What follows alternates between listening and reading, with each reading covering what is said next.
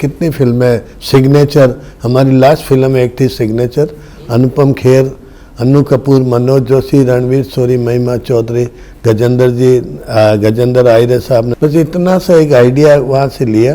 बाकी फिर मैंने पूरा स्क्रिप्ट बना के पिक्चर बना दी। वो स्क्रिप्ट से उसका नहीं है लेना देना, लेकिन एक आइडिया कहीं से तो मिलता है डायरेक्टर प्रोड्यूसर को, तो वहाँ से फिर वो उसको कहीं बीज डालेंगे तो उसमें से पौधा निकलेगा। नहीं, मेरे को तो सर ऐसा कुछ एक्साइटमेंट नहीं है सर, भाई जो रोल में फिट होता है वो काम करना चाहिए। अब आपके सामने अभी राकेश बेदी, धुरंधर में सबसे ज़्यादा तारीफ उसकी हुई है, तो वो राकेश बेदी का और का धुरंधर का बजट सर। उसके बाद में अमिताभ बच्चन लो, आप बच्चन साहब लो, चाहे रजनीकांत जी लो, शाहरुख खान साहब, सलमान खान साहब, अजय देवगन जी, आप अक्षय कुमार जी से। और आज हमारे साथ है इंडियन सिनेमा के सबसे दिग्गज प्रोड्यूसर, डायरेक्टर, राइटर, जिन्होंने 60 से ज़्यादा मूवीज़ में अपना योगदान दिया है। तो सर कैसे हैं आप? बढ़िया, नमस्कार, मैं केसी बुकाड़िया। बस अच्छा हो सर, सब बढ़िया चल रहा है। अभी एक पिक्चर रिलीज हो रही है तीसरी बेगम, जो 18 तारीख को लग रही है वेब पे, और पिक्चर थिएटर में लगाई थी हमने, 2 वीक चलाई, और फिर हाउसफुल में पिक्चर को हमने हटा के और सीधा यहाँ शिफ्ट कर दिया, यहाँ पे वेब पे 18 तारीख को लग रही है। इससे प्योरली बढ़िया सोशल फैमिली फिल्म है, जैसी केसी बुकाड़िया की फिल्में आया करती थी, प्यार झुकता नहीं, तेरी मेहरबानियाँ, नसीब अपना अपना, कब तक चुप रहूँगी, कुदरत का कानून, बहुत दुनिया भर की, त्यागी, मैदान जंग, हम तुम्हारे सनम, लाल बादशाह, फूल बने अंगारे, कितनी फिल्में, सिग्नेचर हमारी लास्ट फिल्म एक थी सिग्नेचर, अनुपम खेर, अन्नू कपूर, मनोज जोशी, रणवीर शोरी, महिमा चौधरी, गजेंद्र आयरे साहब ने डायरेक्ट की। वो फिल्म बहुत अच्छी गई।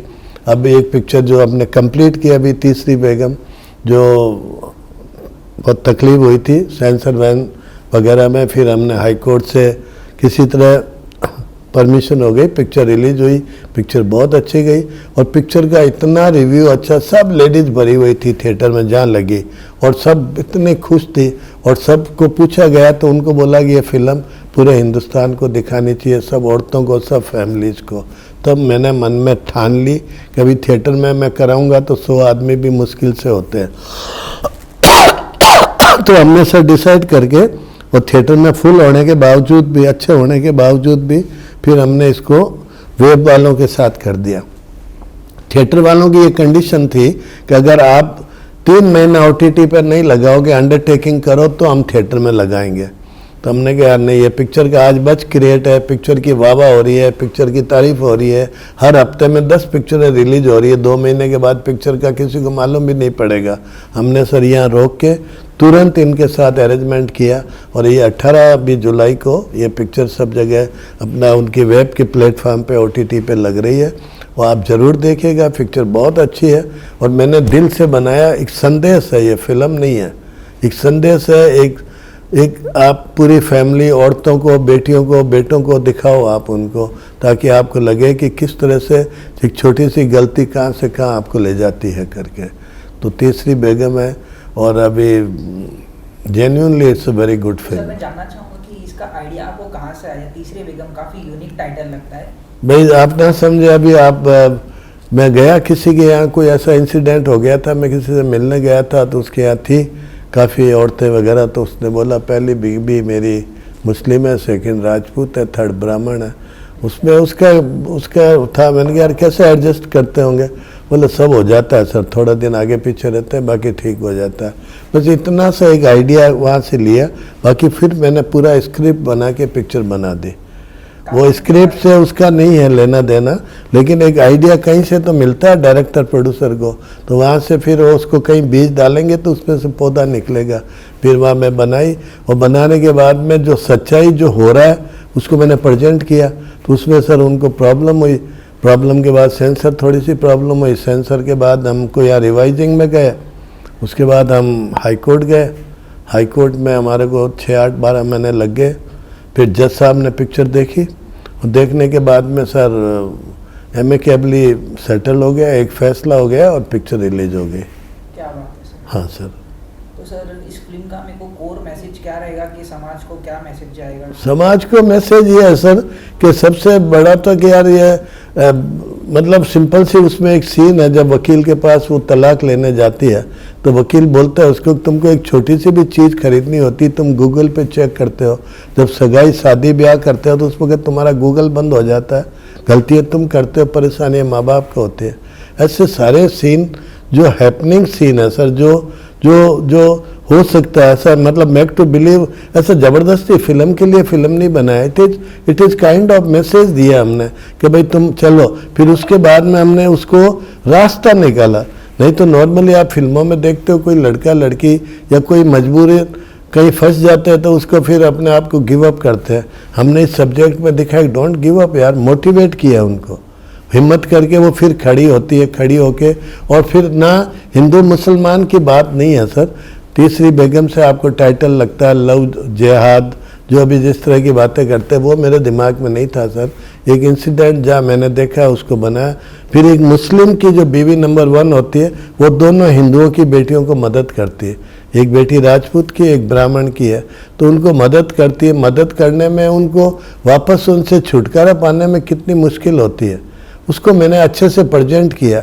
और प्रेजेंट करने के बाद एक कंप्लीट फिल्म जिसको बोलते हैं ना सर, कहीं भी आपको 1% भी गलती की गुंजाइश ही नहीं है। वो तो मैंने 35 पिक्चरें डायरेक्ट की है और 60-70 फिल्में बनाई है, तो इतना तजुर्बा है, इतना करते करते तो आदमी, एक अनपढ़ आदमी भी अक्लमंद हो जाता है। तो इस तरह से करके सर अच्छे से किया। और आप लोग ज़रूर देखें सर, ये फिल्म को देखें भी और दिखाएं भी, इससे आपको काफ़ी सपोर्ट मिलेगा। ये इंसिडेंट कहीं भी हो सकता है। आज 10 में से 2-4 लड़कियां एवरेज ऐसा होने लग गया, कोई किधर जा रही है कोई किधर जा रही है, तो इसको आप कहीं तो रोकना चाहिए। मैं हो सकता मैं उस रुकावट में कुछ 1-8% मेरे हिस्से में आया कि मैंने ऐसी फिल्म बना ली कि लोग देखेंगे तो उसका असर होगा उन पे, लड़कियों पे भी होगा, फैमिलीज पे भी होगा। और फैमिलीज को, लड़कियों को सबसे ज़्यादा डर होता है कि यार अगर हम गए तो हमारे माँ बाप एक्सेप्ट नहीं करेंगे, हम गए तो हमको समाज एक्सेप्ट नहीं करेगा। उसके पीछे वो लोग फिर और दलदल में फंसते जाते हैं। तो ये सारी बातों को अच्छे से पेश किया मैंने इसको सर। तो सर कास्टिंग के बारे में बताइए, क्या चीज़ आपको सबसे ज़्यादा इम्प्रेस करती है एज ए एक्टर एक्ट्रेस? नहीं, मेरे को तो सर ऐसा कुछ एक्साइटमेंट नहीं है सर, भाई जो रोल में फिट होता है वो काम करना चाहिए।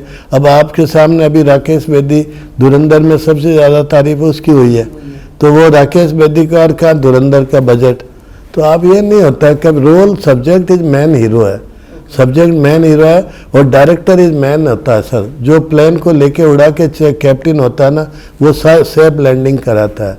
तो तजुर्बा राइटर को और डायरेक्टर को जितना एज होता है उतना तजुर्बा बढ़ता है सर।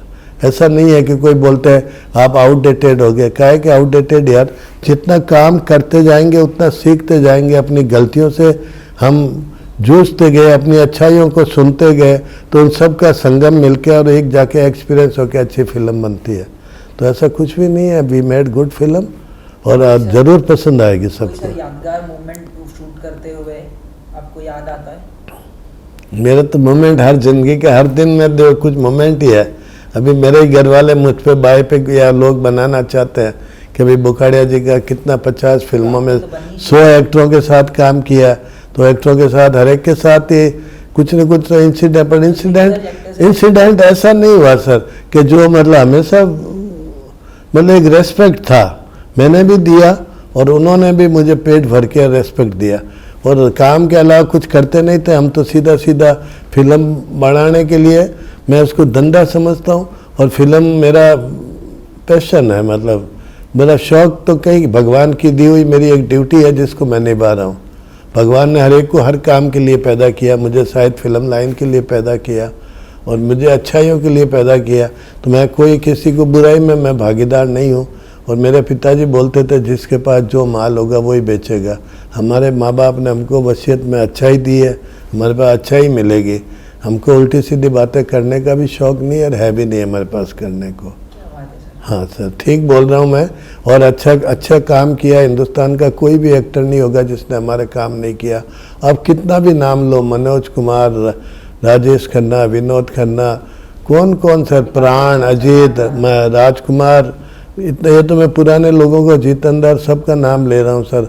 उसके बाद में अमिताभ बच्चन लो, आप बच्चन साहब लो, चाहे रजनीकांत जी लो, शाहरुख खान साहब, सलमान खान साहब, अजय देवगन जी, आप अक्षय कुमार जी, सैफ अली खान, कितना सर, जो छोटे थे वो बड़े हो गए आज।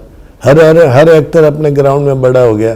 तो मैं अगर लिस्ट बनाओगे तो 100 आदमी भी, 100 से भी ज़्यादा एक्टर का नाम आता होगा जिनको लोग जानते हैं। वो सब ने केसी बुकाड़िया के साथ काम किया। तो अच्छा है, भगवान की कृपा है, अच्छी फिल्में बनाई हमने। तमिल, तेलुगु, मराठी, गुजराती, हिंदी, पंजाबी सब लैंग्वेज में पिक्चरें बनाई है, आगे भी बन रही है। हमने एक अभी सीरियल बनाया था Sardar Patel the game changer, बहुत अच्छा गया। हमारी अभी लास्ट एक पिक्चर बहुत अच्छी गई, द सिग्नेचर, अनुपम खेर, अनु कपूर, मनोज जोशी, रणवीर शोरी, महिमा चौधरी। हमने फिर एक अभी दूसरा सीरियल संस्कार जो अभी एयर पे होने जा रहा है। हिंदुस्तान के तमाम बड़े एक्टर सब उसमें, 22 एक्टर है। तेरी मेहरबानियाँ 2 अभी कंप्लीट है, वो भी रिलीज़ है। जिंदगी नमकीन वो भी कंप्लीट है, वो भी रिलीज है। पिक्चरें बहुत की सर, बहुत काम किया और पेट भर के काम किया। अभी तो बस करते जा रहे हैं, कोई अच्छी बात मिलेगी, अच्छा सब्जेक्ट मिलेगा तो भी बस बनाऊंगा। और एक्टर अपनी जगह है, एक्टरों की अहमियत है, वो ब्रांड वैल्यू है उनकी, लेकिन फाइनल तो बड़े एक्टरों की भी फ्लॉप होती है। कई पिक्चरें अभी तो 15 में एक भी नहीं चलती है। तो फिर जब ऐसा ही है तो फिर तो, और काम तो चैलेंजिंग करना चाहिए। अभी जैसे मैं तीसरी बेगम, चैलेंजिंग काम है सर। क्या चैलेंज था सर इसमें? है सर, आपके सामने ये मूवी को सर चैलेंज ना सर, थिएटर में लगा दिया ना, हाउसफुल का ठप्पा लगा दिया। आप देखो ब्यावर, जयपुर, जहाँ भी लगाया हमने हाउसफुल के ठप्पे हुए हैं सर, और मेरिट पे हुए हैं। 200 औरतें। एक जगह जोधपुर का इंसिडेंट है, हाउसफुल हो गया, इतनी औरतें बाहर खड़ी थी, तो दूसरे स्क्रीन में कोई और पिक्चर चली नहीं, उसमें आदमी नहीं आया, तो उसको ओपन करना पड़ा तीसरी बेगम से। ये सच्चाई है, ये सच्चाई है, इसमें कोई शक नहीं। आप उनसे जोधपुर से नसरानी सिनेमा वाले से पूछ लो आप। तो ये सब बातें हैं ना सर, तो इसलिए इसमें दम है। इसमें बहुत मुझे लगा ये आइटम बम है, और मुझे लगा कि हिंदुस्तान की हर औरतों को, फैमिली को देखना चाहिए। मेरे को थिएटर वालों ने बोला कि आप OTT पे अगर लगाओगे तो हम 3 महीने तक आप लिख के दो। मैंने कहा ऐसा नहीं करूँगा, मैं तुरंत लगाऊंगा। मेरा फंडा अभी पैसे से ज़्यादा ये है कि सब हिंदुस्तान की बच्चियाँ देखें, बेटियाँ देखें, उनको लगना चाहिए कि भाई ज़िंदगी को किस तरह, किस मोड़ पे, किस रास्ते पे ले जाना चाहिए। मैसेज होना चाहिए मूवी में। हाँ, तो मैसेज तो भरपूर है सर, हमेशा रहा मेरी हर पिक्चर में। चाहे कोई नसीब अपना अपना, चाहे कब तक चुप रहूँगी, चाहे कुदरत का कानून, चाहे हम तुम्हारे सनम, आज के अर्जुन, हमेशा अच्छी फिल्में, पर्पजफुल फिल्में बनाई। पहले देखता हूँ सर इस फिल्म का मकसद क्या है, क्यों बना रहा हूँ मैं, तो वही आपको जवाब मिल जाता है। तो अच्छा है सर, बहुत काम किया। और आप तीसरी बेगम ज़रूर देखें, मेरी हाथ जोड़ के विनती है। आप बच्चों को दिखावें, परिवार को दिखावें, तो आगे आने वाला जो भविष्य है ना, कल किसी के घर में वह हो सकता, परसों आपके घर में भी हो जाएगा। तो आप पहले से ही दीवार बांध के रखिए ना, ताकि चोर अंदर नहीं आवे। तो यही मेरा कहना है। आप अच्छे से जाइए, और अपने घर जाने की भी ज़रूरत नहीं है आपको, तो वेब पे आपने बटन दबाना, पिक्चर आपके घर बैठे, आपके मोबाइल में, आपके टीवी में देखने को मिलेगी। 18 जुलाई को रिलीज है, आप ज़रूर देखिएगा। थैंक यू, नमस्कार। थिएटर्स में आपकी मूवी इतनी चली है और अब OTT पे आ रही है, तो क्या डिफरेंस आप देखते हैं सर?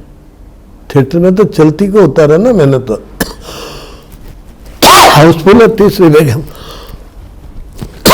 मुझे थिएटर में, अभी थिएटर वाले बोलते हैं आप अंडरटेकिंग करो, आप अंडरटेकिंग, थिएटर वाले बोलते हैं आप अंडरटेकिंग करो कि आप 3 महीने तक किसी OTT प्लेटफॉर्म पे नहीं देंगे।